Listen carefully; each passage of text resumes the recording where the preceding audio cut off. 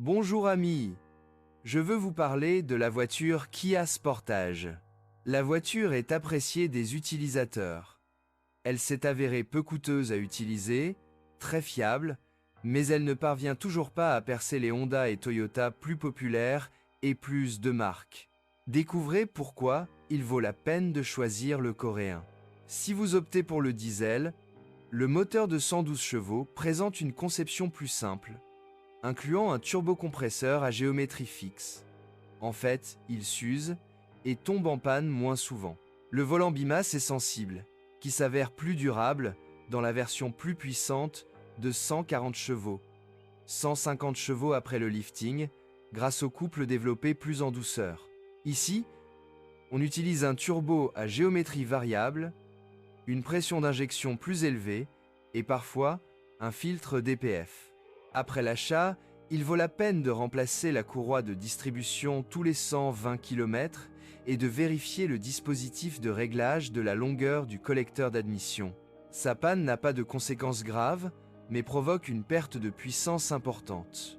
Les moteurs à essence sont des unités qui ne nécessitent pas plus qu'un entretien de base.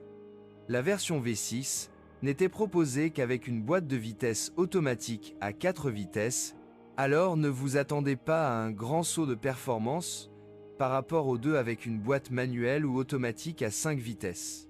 Cependant, la consommation de carburant peut être beaucoup plus élevée, et il ne faut pas compter sur une consommation inférieure à 10-12 litres au 100 km.